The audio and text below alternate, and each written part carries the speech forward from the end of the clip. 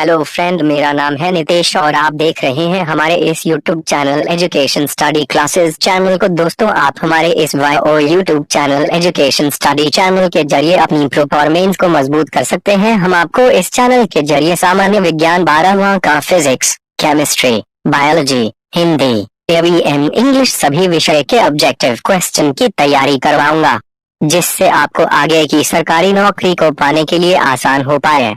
तो दोस्तों, हमारे इस YouTube चैनल से जुड़े रहिए और हमारे इस चैनल को ज्यादा से ज्यादा शेयर करें और जो हमारे चैनल को सब्सक्राइब नहीं किए हैं जरूर सब्सक्राइब कर लें और बेल आइकन को जरूर दबाइए। यदि आप 12वां क्लास में बेहतरीन रिजल्ट पाना चाहते हैं तो सब्सक्राइब जरूर कीजिएगा।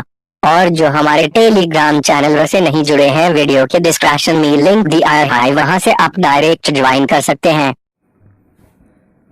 तो चलिए दोस्तों, आज का क्लास शुरू करते हैं। दोस्तों, मैं आपको बता दूं कि काफ़ी दिनों से आप सबका क्लास बंद था, तो इसका कारण है कि इस चैनल पर थोड़ा गड़बड़ी हो गया था, जिसके कारण इस चैनल पर क्लास नहीं हो पा रहा था। हम एक नया चैनल बना रहे हैं, उसी पर आप सबका अब रेगुलर क्लास होगा। तो दोस्तों, हमारे उस चैनल को सब्सक्राइब कर लीजिएगा।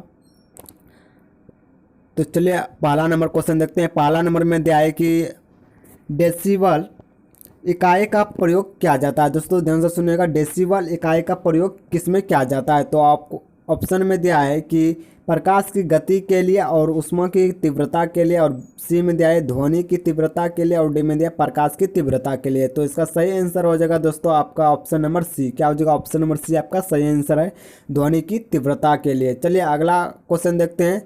अगला क्वेश्चन में दिया है आपको कि रासायनिक ऊर्जा का विद्युत ऊर्जा में रूपांतरण होता है। दोस्तों आपको बताना है कि रासायनिक ऊर्जा और विद्युत ऊर्जा में जो रूपांतरण होता है किस में होता है? तो इसका ऑप्शन में दिया है आपको डायनमो में, और बी में दिया है विद्युत ताप में, और सी में दिया है बैटरी में, और डी में दिया है परमाणु बम में। तो इसका सही आंसर हो जाएगा दोस्तों आपका ऑप्शन नंबर सी। क्या हो जाएगा? ऑप्शन नंबर सी आपका सही आंसर है, बैटरी में। चलिए अगला क्वेश्चन देखते हैं। अगला नंबर में दिया है कि आपको ISRO की स्थापना कब हुई थी? ध्यान से सुनिएगा, ISRO की स्थापना कब हुई थी? तो ऑप्शन में दिया आपको 1965, और बी में दिया 1969, और सी में दिया 1971, और डी में दिया 1976। तो इसका सही आंसर हो जाएगा दोस्तों आपका ऑप्शन नंबर बी 1969। चलिए अगला नंबर देखते हैं। अगला नंबर में दिया है आपको कि निम्नलिखित में से कौन सा युग्म गलत है? दोस्तों आपको बताना है कि निम्नलिखित में से कौन सा युग्म गलत है। तो ऑप्शन में दिया है आपको, क्या दिया है ऑप्शन में आपको आइसो हीट आर्द्रता, और बी में दिया है आपको आइसो बार दाब, और सी में दिया है आइसो हेल सूर्य प्रकाश, और डी में दिया है आइसोथर्म तापमान। तो इसका सही आंसर हो जाएगा ऑप्शन नंबर ए। क्या हो जाएगा? ऑप्शन नंबर ए आपका सही आंसर। चलिए अगला क्वेश्चन देखते हैं। अगला नंबर में दिया है आपको कि अंतरिक्ष यान में अंतरिक्ष यात्री को आकाश कैसा दिखाई देता है? क्या दिया है? अंतरिक्ष यान में जो आदमी है उसको आकाश कैसा दिखाई देता है? तो आपको बताना है। ऑप्शन ए में दिया है नीला, और बी में दिया सफ़ेद, और सी में दिया अंधेरा, और डी में दिया लाल। तो इसका सही आंसर हो जाएगा ऑप्शन नंबर सी। क्या हो जाएगा? ऑप्शन नंबर सी आपका सही आंसर है, अंधेरा। चलिए अगला नंबर क्वेश्चन देखते हैं। अगला नंबर में दिया है आपको धातु सुचालक होती है। क्या दिया है? धातु सुचालक होती है। ऑप्शन में दिया है आपको इनमें मुक्त इलेक्ट्रॉन होते हैं, और बी में दिया है इनके अणु एक दूसरे से सटके रहते हैं, और सी में दिया आपको उनके अणु मुक्त रूप से टकराते रहते हैं, और डी में दिया उनका पृष्ठ प्रवृत्ति होता है। तो इसका सही आंसर हो जाएगा दोस्तों आपका ऑप्शन नंबर ए। क्या हो जाएगा? ऑप्शन नंबर ए आपका सही आंसर है, इसमें मुक्त इलेक्ट्रॉन होते हैं। चलिए अगला क्वेश्चन देखते हैं। अगला नंबर में दिया है आपको कि प्लिमेसोर लाइन एक संदर्भ रेखा होती है। ध्यान से सुनिएगा, प्लिमेसोर लाइन एक संदर्भ रेखा होती है। तो ऑप्शन में दिया है आपको विमान में, और बी में दिया है रेलगाड़ी में, और सी में दिया है जहाज में, और डी में दिया है पनडुब्बी में। तो इसका सही आंसर हो जाएगा दोस्तों आपका ऑप्शन नंबर डी। क्या हो जाएगा? ऑप्शन नंबर डी आपका सही आंसर है, पनडुब्बी में।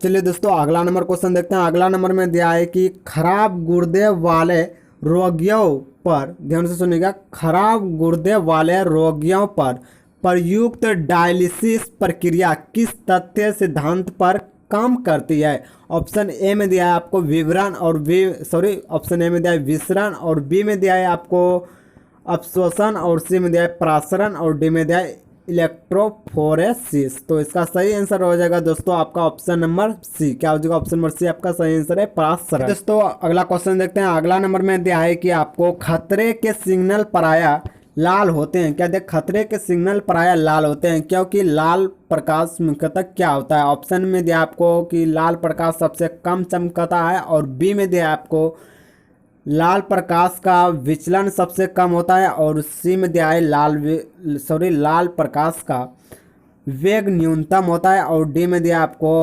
लाल प्रकाश के आँख के लिए सुखकर है। तो ऑप्शन सही हो जाएगा आपका ऑप्शन नंबर बी। क्या हो जाएगा? ऑप्शन नंबर बी आपका सही आंसर है, लाल प्रकाश का विचलन सबसे कम होता है। चलिए अगला क्वेश्चन देखते हैं। अगला नंबर में दिया है आपको कि एक साधारण सूक्ष्मदर्शी क्या होता है?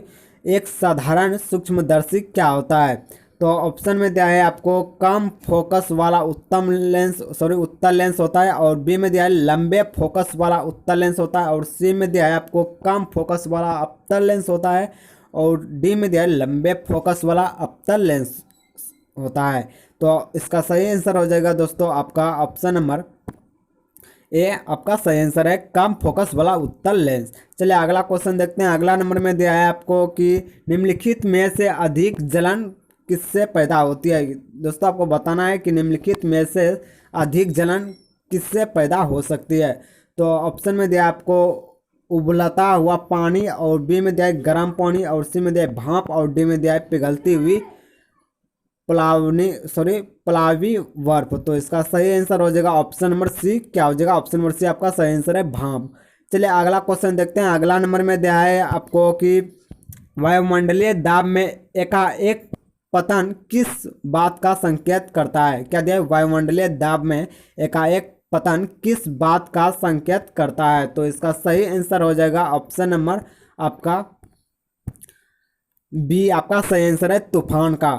चलिए अगला क्वेश्चन देखते हैं। अगला नंबर में दिया है आपको कि द्रवों में चुंबकत्व का कारण होता है। दोस्तों आपको बताना है कि द्रवों में चुंबकत्व का कारण क्या होता है। तो ऑप्शन ए में दिया है आपको शांत और बी में दिया है आपको इलेक्ट्रॉन की वर्दूल गति और सी में दिया है शांत प्रोटॉन और डी में दिया है आपको सभी शांत न्यूट्रॉन। तो इसका सही आंसर हो जाएगा दोस्तों आपका ऑप्शन नंबर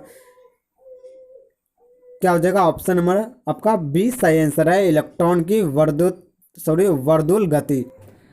चलिए दोस्तों अगला नंबर क्वेश्चन देखते हैं। अगला नंबर में दिया है कि मानव की आंखें में निकट दृष्टि को ठीक किया जा सकता है। तो ऑप्शन ए में दिया आपको सही उत्तल लेंस का प्रयोग करके और बी में दिया है सही अवतल लेंस का प्रयोग करके और सी में दिया है सही सिलिंडरी लेंस का प्रयोग करके और डी में दिया है सही द्विफोकस लेंस का प्रयोग करके। तो इसका सही आंसर हो जाएगा दोस्तों आपका ऑप्शन नंबर बी आपका सही आंसर है, सही अवतल लेंस का प्रयोग करके। चलिए अगला क्वेश्चन देखते हैं दोस्तों। अगला नंबर में दिया है आपको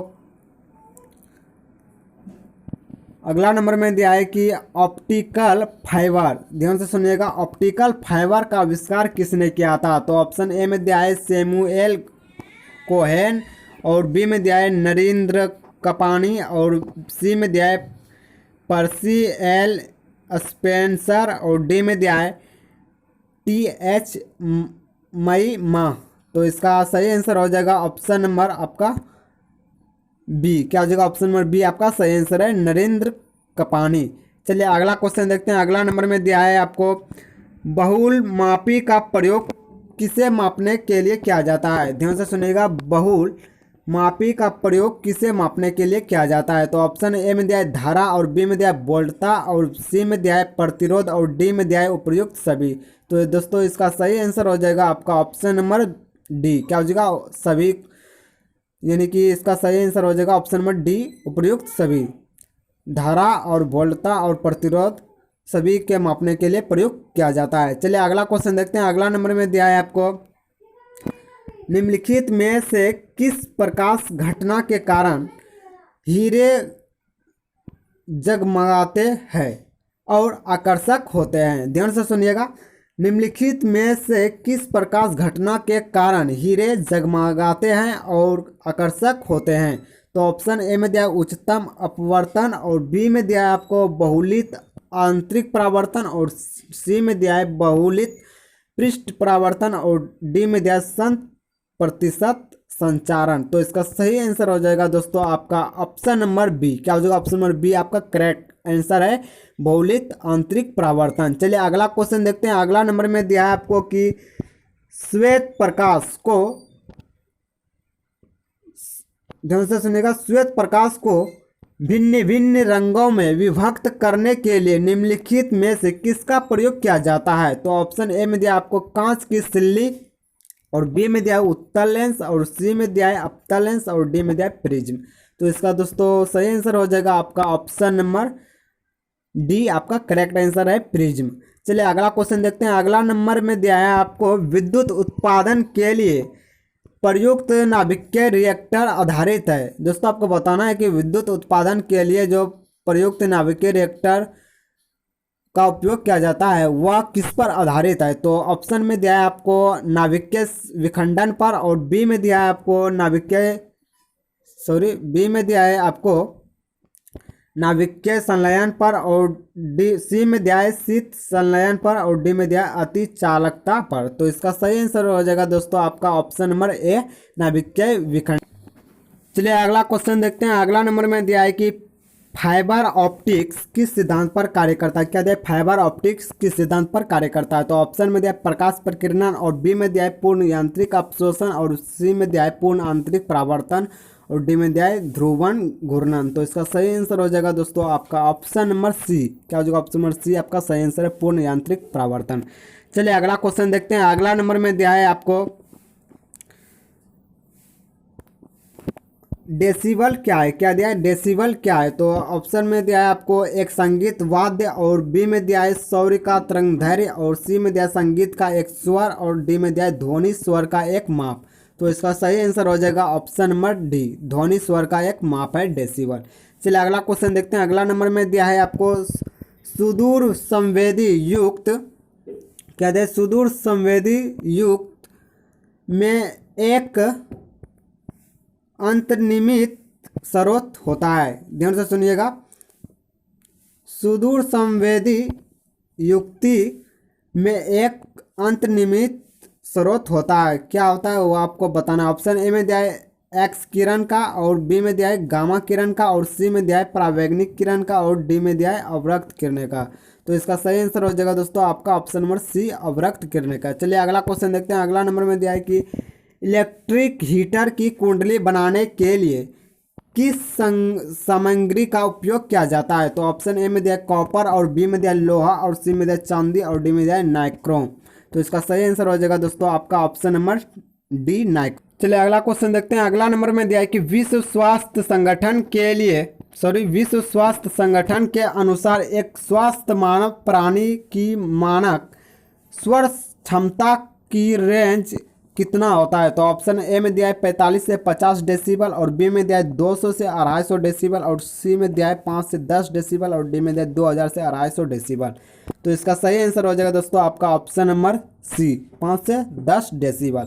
चलिए अगला क्वेश्चन देखते हैं। अगला नंबर में दिया है आप सबको तेल की बूंदी पानी पर फैल जाती है क्योंकि? इसका कारण क्या है? तेल जब पानी में डाला जाता है तब उसका जो बूंद है वह फैल जाता है। इसका कारण क्या है फैलने का? तो इसका सही आंसर हो जाएगा आपका ऑप्शन नंबर डी, तेल का पृष्ठ तनाव पानी से बहुत कम होता है। तो इसका सही आंसर हो जाएगा ऑप्शन नंबर डी। चलिए अगला क्वेश्चन देखते हैं। अगला नंबर में दिया है कि निम्नलिखित में से उस युक्ति को क्या कहा जाता है जो एसी को सीडी में परिवर्तित कर देती है? तो ऑप्शन ए में दिया है दोलित्र, और बी में दिया है प्रवर्धक, और सी में दिया है दृष्टकारी परिशोधक, और इनमें से कोई नहीं। तो इसका सही आंसर हो जाएगा ऑप्शन नंबर सी, दृष्टकारी, जिसे कहते हैं परिशोधक। चलिए अगला क्वेश्चन देखते हैं। अगला नंबर में दिया है आप सबको निम्नलिखित में से प्रकाश का रंग किससे संबंधित है? दोस्तों आपको बताना है कि निम्नलिखित में से प्रकाश का रंग किससे संबंधित है। ऑप्शन ए में दिया है कोणार्क यानी कि आयाम, और बी में दिया है आवृत्ति और सी में दिया है गुणवत्ता और डी में दिया है वेग। तो इसका सही आंसर हो जाएगा ऑप्शन नंबर आपका ऑप्शन नंबर ए सही है। चलिए अगला क्वेश्चन देखते हैं। अगला नंबर में दिया है कि ऑटोमोबाइलों यानी कि मोटर कारों में हाइड्रोलिक ब्रेक के कार्यकरण यानी कि वर्किंग पर निम्नलिखित में से कौन सा सिद्धांत नियम लागू होता है? तो ऑप्शन ए में दिया है आपको वर्नेली नियम और बी में दिया है पोसियल्स सिद्धांत और सी में दिया है पास्कल नियम और डी में दिया है आर्किमिडीज का नियम। तो इसका सही आंसर हो जाएगा दोस्तों आपका ऑप्शन नंबर सी पास्कल का नियम कार्य करता है। चलिए अगला क्वेश्चन देखते हैं। अगला नंबर में दिया है आपको निम्नलिखित में से सर्वोत्तम ऊष्मा सुचालक कौन सा है? तो ऑप्शन ए में दिया आपको एल्कोहल और बी में दिया है पारद और सी में दिया है ईथर और डी में दिया है पानी। तो इसका सही आंसर हो जाएगा दोस्तों आपका ऑप्शन नंबर बी पारद। चलिए अगला क्वेश्चन देखते हैं। अगला नंबर में दिया है कि इलेक्ट्रॉन सूक्ष्मदर्शी के माध्यम से क्या देखा जाता है? ध्यान से सुनिएगा, इलेक्ट्रॉन सूक्ष्मदर्शी के माध्यम से क्या देखा जाता है? तो ऑप्शन ए में दिया आपको इलेक्ट्रॉन तथा अन्य मूलकण और बी में दिया जीवाणुओं तथा विषाणुओं यानी कि वायरस की संरचना और डी सी में दिया मानव अमाशय का भीतरी भाग और डी में दिया है मानव क्षेत्र का भीतरी भाग। तो इसका सही आंसर हो जाएगा दोस्तों आपका ऑप्शन नंबर बी जीवाणुओं तथा विषाणुओं की संरचना देखा जाता है। चलिए अगला क्वेश्चन देखा जाए। अगला नंबर में दिया है कि निम्नलिखित वस्तुओं का पता लगाने के लिए किस उपकरण का प्रयोग किया जाता है? क्या दिया है? निम्नलिखित वस्तुओं का पता लगाने के लिए किस उपकरण का उपयोग किया जाता है? तो इसका सही आंसर हो जाएगा दोस्तों आपका ऑप्शन नंबर बी सोनार। चलिए अगला क्वेश्चन देखते हैं। अगला क्वेश्चन में दिया है कि लेसर का आविष्कार किसने किया था? कहते हैं लेसर का आविष्कार किसने किया था? ऑप्शन ए में दिया सर फ्रैंक हिंटल और बी में दिया प्रेफर्ड मॉरिसन और डी में सी में दिया है टीच एच मम्मा और सी में दिया है सरमूर क्रे। तो इसका सही आंसर हो जाएगा ऑप्शन नंबर सी। चलिए अगला क्वेश्चन देखते हैं। अगला नंबर में दिया है कि वह उपकरण कौन सा है जिससे समुद्र की गहराई को मापने के लिए ध्वनि तरंगों का प्रयोग किया जाता है? तो ऑप्शन ए में दिया आपको रडार और बी में दिया सोनार और सी में दिया है अल्टीमीटर और डी में दिया है वेंटूरी मीटर। तो इसका सही आंसर हो जाएगा दोस्तों आपका ऑप्शन नंबर बी सोनार। चलिए अगला क्वेश्चन देखते हैं। अगला नंबर में दिया है आपको किसी कमरे में ध्यान से सुनिएगा, किसी कमरे के एक कोने में सेंट की खुली शीशी रख देने से उसकी खुशबू कमरे में सभी भागों में फैल जाती है। ऐसा किस कारण से होता है? ऑप्शन ए में दिया है वाष्पीकरण और बी में दिया है वाष्पन और सी में दिया है विसरण और डी में दिया है ऊर्ध्वन पातन। तो इसका सही आंसर हो जाएगा दोस्तों आपका ऑप्शन नंबर सी विसरण के कारण। चलिए अगला क्वेश्चन देखते हैं। अगला नंबर में दिया है कि मेघाच्छिद्र रात की अपेक्षा निर्मल रात अधिक ठंडी होती है, इसका क्या कारण है? तो ऑप्शन में दिया आपको चालन और बी में दिया है द्रवण और सी में दिया है विकिरण और डी में दिया है सूर्यातप। तो इसका सही आंसर हो जाएगा आपका ऑप्शन नंबर सी विकिरण के कारण। चलिए अगला क्वेश्चन देखते हैं। अगला नंबर में दिया आपको कि टेलीटैक्स किसे कहते हैं? क्या दिया टेलीटैक्स किसे कहते हैं? तो ऑप्शन में दिया आपको टेलीफोन की बातचीत को टीवी के पर्दे पर फैशन करना और बी में दिया है संदेश की विषय वस्तु को टेलेक्स मशीन पर मुद्रित करना और सी में दिया है एसटीडी कोड के बिना स्थानीय टेलीफोन को बाहर के टेलीफोनों के साथ संयोजित करना और डी में दिया है आपको समाचारों और सूचनाओं की विषय वस्तु को टीवी के पर्दों पर फैशन करना। तो इसका सही आंसर हो जाएगा दोस्तों आपका ऑप्शन नंबर बी संदेश की विषय वस्तु को टेलेक्स मशीन पर मुद्रित करना। चलिए अगला क्वेश्चन देखते हैं। अगला नंबर में दिया है कि ध्वनि की गति सबसे तेज किस में होती है?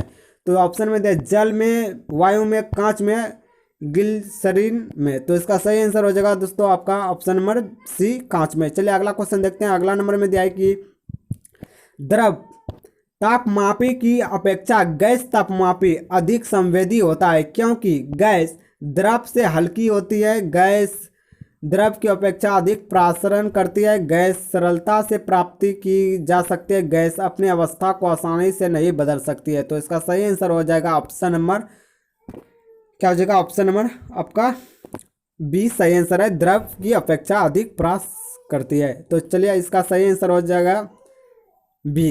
चलिए अगला क्वेश्चन देखते हैं। अगला नंबर में दिया है कि धूप के चश्मे के लिए, दोस्तों आपको बताना है कि धूप के चश्मे के लिए किस कांच का प्रयोग किया जाता है। ऑप्शन में दिया है पायरेक्स, और बी में दिया है फिलामेंट, और सी में दिया है क्रूकस कांच, और डी में दिया है क्रिस्टल। तो इसका सही आंसर हो जाएगा ऑप्शन नंबर सी, क्रूकस कांच का।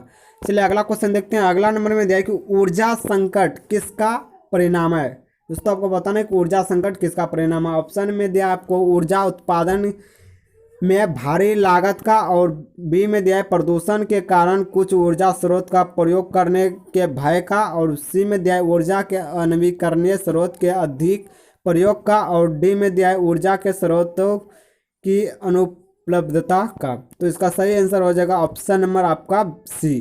चलिए अगला क्वेश्चन देखते हैं। अगला नंबर में दिया है आपको बिजली का सुचालक क्या है। दोस्तों आपको बताना कि बिजली का सुचालक क्या है। ऑप्शन ए में दिया है शुष्क वायु, और बी में दिया कागज, और सी में दिया है मिट्टी का तेल, और डी में दिया ग्रेफाइट। तो इसका सही आंसर हो जाएगा दोस्तों आपका ऑप्शन नंबर डी, ग्रेफाइट। चलिए अगला क्वेश्चन देखते हैं। अगला नंबर में दिया है कि राडार का आविष्कार क्या था। दोस्तों आपको बताना है कि राडार का आविष्कार किसने किया था। तो इसका सही आंसर हो जाएगा दोस्तों आपका option number D, Robert Watson Watt ने। चलिए अगला क्वेश्चन देखते हैं। अगला नंबर में दिया है कि निम्नलिखित में से ऊर्जा का अनवीकरणीय स्रोत कौन सा है।